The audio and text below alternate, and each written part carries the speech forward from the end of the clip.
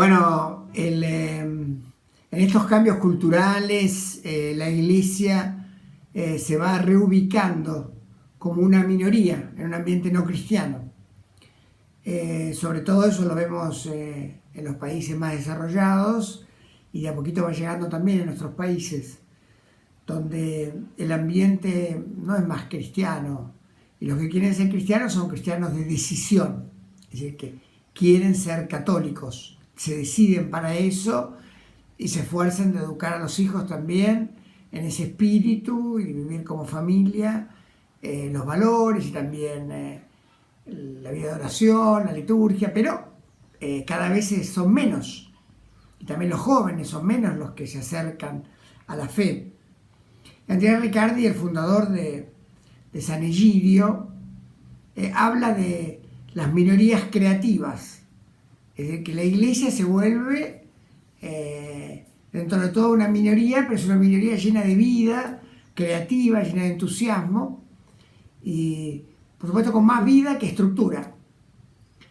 Pero evidentemente no es fácil eso, porque tanto la Iglesia y también quizás él habla de todos los movimientos que nacieron en el siglo pasado, y nosotros somos el más antiguo, cosa que nos sentimos muy orgullosos que John sea el más antiguo, porque el Espíritu Santo eligió al padre Kentenich y a los jóvenes que comenzaron para comenzar con algo que después hubo un montón de movimientos en el siglo pasado, pero el primero, por lo tanto el más antiguo, es Schoenstatt. Y por supuesto, por ser también el más antiguo, también como el movimiento tiene mucha estructura y de alguna forma para ser más flexible y para adaptarse más a la realidad, de alguna forma tiene que no mirar tanto la estructura, no mirar tanto hacia adentro, sino como en el periodo carismático, cuando comenzó Schoenstatt, con el padre Kentenich y los jóvenes, no había ninguna estructura. Ellos querían ser simplemente una respuesta a lo que les tocaba vivir con la Primera Guerra Mundial.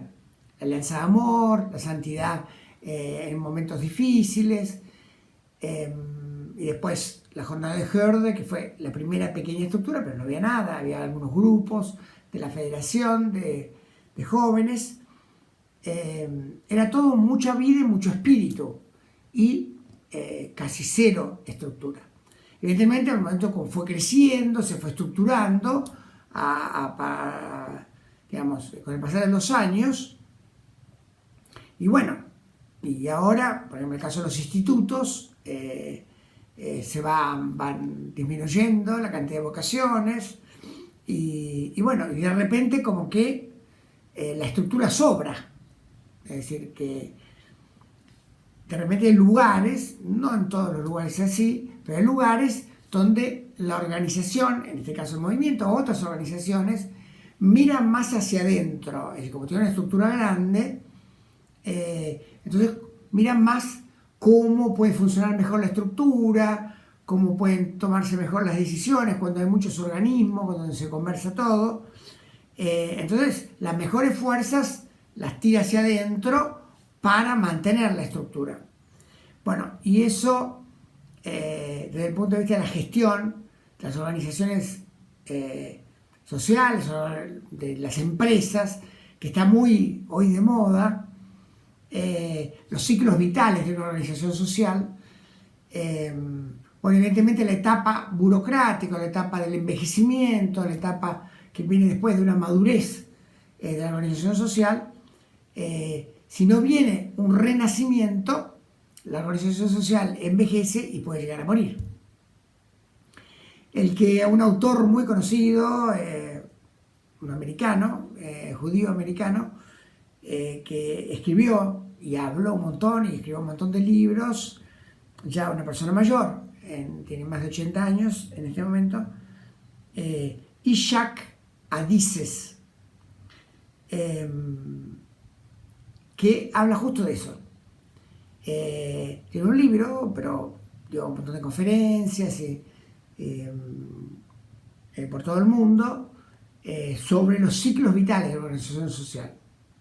Como que el noviazgo al principio, después el nacimiento, la adolescencia, después cuando se va madurando la organización social y después viene una etapa de envejecimiento y la etapa burocrática y después si no renace, si no se rejuvenece, la organización social se muere. Evidentemente tenemos otros criterios para hablar de la iglesia, o la iglesia nunca se muere, digamos, como que automáticamente el Espíritu Santo genera en personas, grupos, elementos que lo van rejuveneciendo y haciendo su aporte.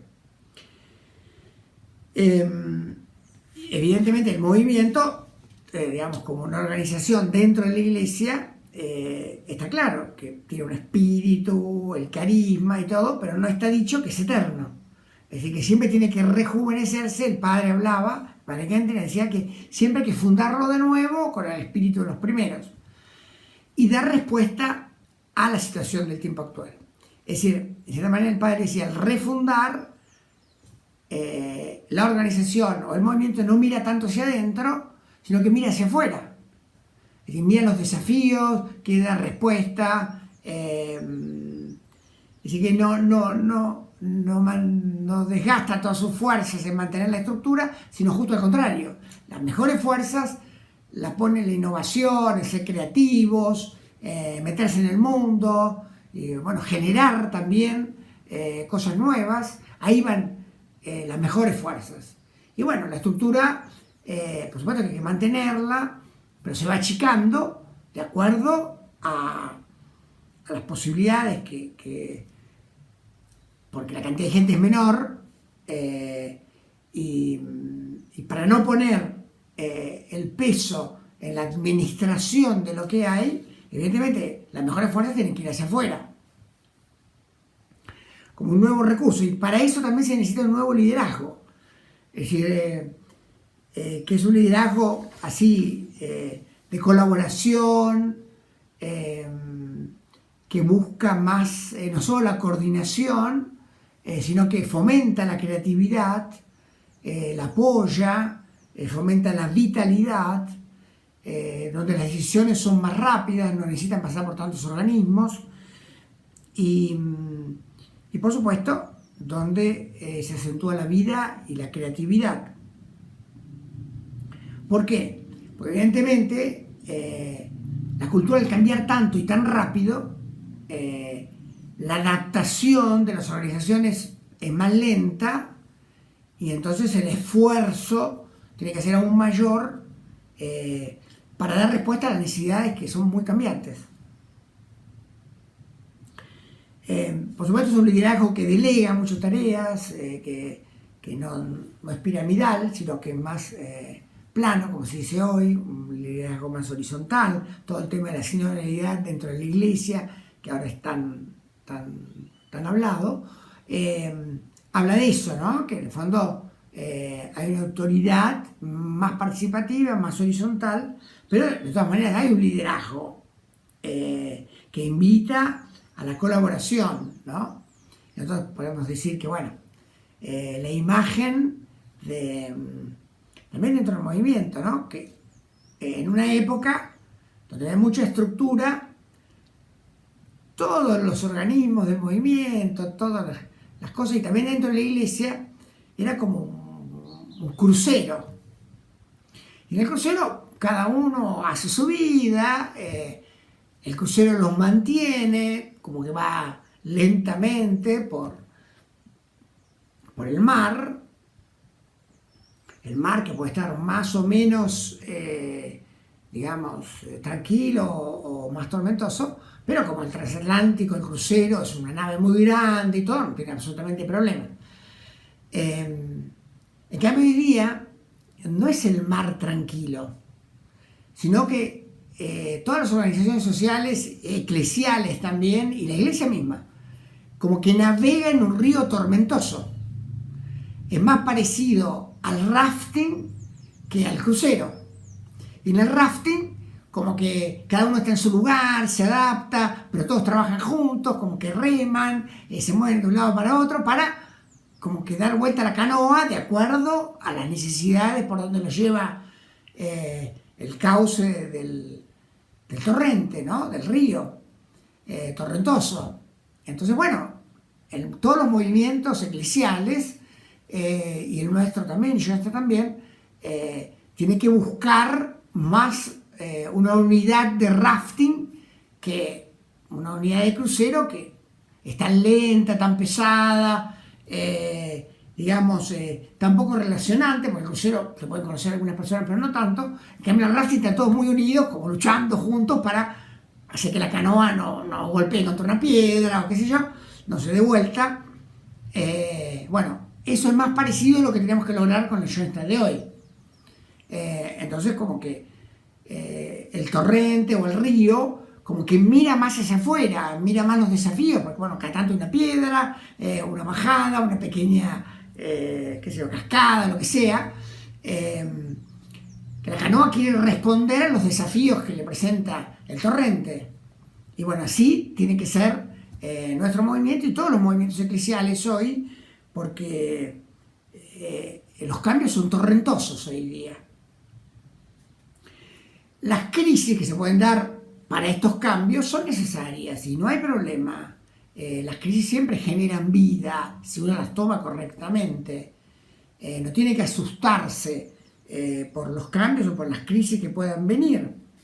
Es como que de una crisis nace algo nuevo.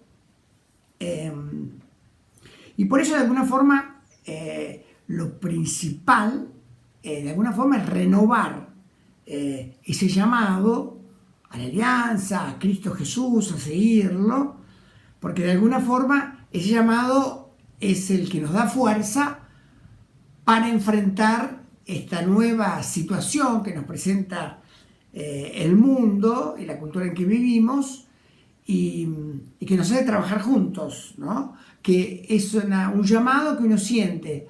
Tenemos 95% de cosas semejantes e iguales, creemos en lo mismo, aspiramos a lo mismo, que sobre todo queremos ser santos, todos somos católicos, todos vivimos en la alianza y bueno, y todos trabajamos por la comunidad, todo lo que sea, tenemos el 95% de cosas parecidas y el 5% distintas.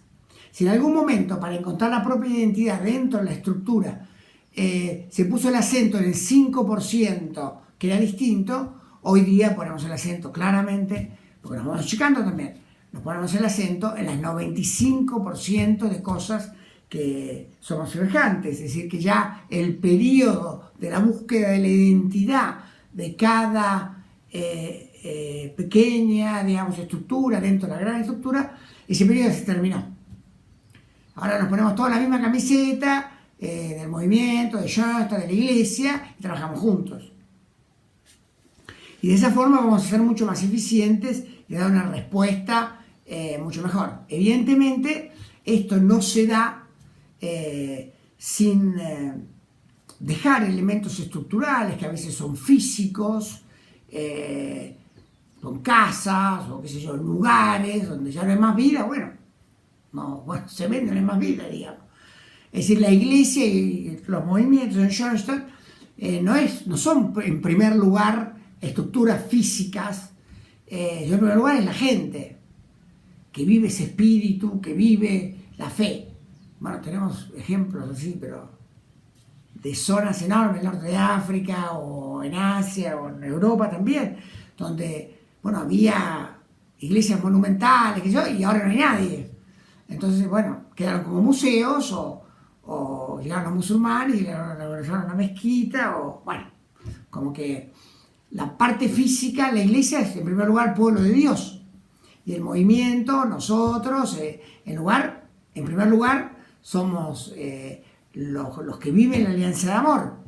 Y después eso se expresa en lugares y en cosas. Pero bueno, si no hay esos, los lugares no tienen sentido. Entonces, evidentemente en el periodo de achique, bueno, se van a dejar algunos lugares, se va a achicar la estructura, y se va haciendo más adaptada, más flexible a poder dar respuesta a estos cambios tan rápidos y ofrecer algo, una alternativa a partir de la fe que pueda ser, digamos, buscada o que pueda reconocerse como una alternativa válida, cómo vivimos la fe y cómo vivimos el mundo, con alegría, con entusiasmo, con esperanza, donde ve gente feliz, que se quiere. Bueno, somos una alternativa a este mundo que de alguna forma le cuesta muchas cosas. Y bueno, por eso nos vamos hacia eso, ¿no? Es como que o nos subimos a ese carro, porque igual nos lleva, es decir, no es que nosotros estamos, digamos, como que provocando esa realidad, no, el mundo va hacia ahí. Entonces, bueno, como que nos adaptamos en una minoría más entusiasta, más radical, con menos estructura, o de alguna forma no damos respuesta a nadie y corremos el riesgo de achicarnos cada vez más. Entonces, como que las pocas personas que tenemos sirven para mantener una estructura, entonces evidentemente no hay un recambio, no hay innovación, no hay gente nueva, no hay un recambio generacional. Y bueno, pues vas envejeciendo, el riesgo que en los distintos lugares también se vaya muriendo el movimiento. Y bueno, en cualquier organización social es así.